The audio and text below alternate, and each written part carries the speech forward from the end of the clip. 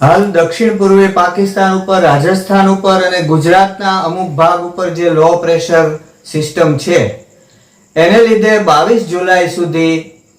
ગુજરાતમાં છૂટોછવાયો વરસાદ અને નાના મોટા વરસાદી ઝાપટાઓ ચાલુ રહેશે, પણ 22 જુલાઈથી આ વરસાદ રિડ્યુસ થતો જોવા મળશે, એમાં ઘટાડો જોવા મળશે. તે પછી 23 જુલાઈ આસપાસ ઉત્તર પશ્ચિમ બંગાળની ખાડી આસપાસ ઓરિસ્સાના તટ પાસે એક નવા સાયક્લોનિક સર્ક્યુલેશનનું ફોર્મેશન થશે અને લગભગ એ જ સમયે એક ટાઇફૂનનો રિમિનન્ટ ચીન અને વિયેટનામને હિટ કરીને પશ્ચિમ દિશામાં આગળ વધશે અને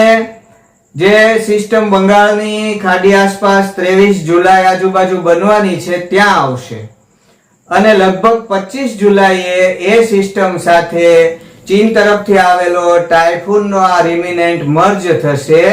જેથી 25 જુલાઈ આસપાસ નોર્થ વે ઓફ બેંગાલ ઉપર એક લો પ્રેશર સિસ્ટમ આકાર લેશે, જે પછીથી વધુ તીવ્ર બનીને વેલમાર્ક કે ડિપ્રેશનની સ્થિતિમાં આવી શકે છે અને તે 26 કે 27 જુલાઈ આસપાસ પશ્ચિમ બંગાળને ઓળંગીને ઝારખંડ, બિહાર, મધ્યપ્રદેશ અને ઉત્તર પ્રદેશ બોર્ડર થઈને ફરી એક વખત રાજસ્થાન તથા ઉત્તર પશ્ચિમ ભારત આસપાસ આવશે, જેથી આગામી 24 થી 27 જુલાઈમાં ઝારખંડ, છત્તીસગઢ, મધ્યપ્રદેશ, વિદર્ભ, ઓરિસ્સા અને આંધ્રપ્રદેશમાં અમુક ભાગોમાં અતિ ભારે વરસાદ પડશે,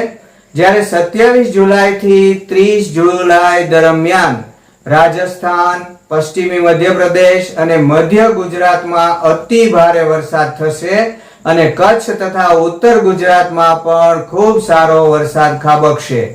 આ પુષ્ય નક્ષત્ર 19 તારીખે બેઠું છે, જે 31 તારીખ સુધી ચાલશે. એનું વાહન મોર છે. પુષ્ય નક્ષત્રને દેશી ભાષામાં પખ કહે છે, પુનર્વસુને વખ કહે છે. વખ અને પખ વાદીલા કોદીલા હોય છે, એટલે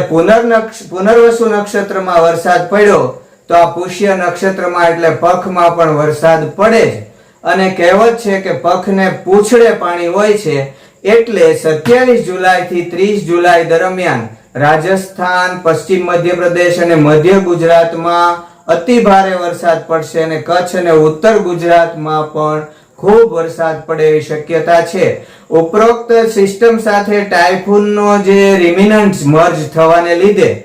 24 થી 31 જુલાઈમાં પૂર્વ ભારત, મધ્ય ભારત અને ઉત્તર પશ્ચિમ ભારતના રાજ્યોમાં ભારે વરસાદ થઈ શકે છે.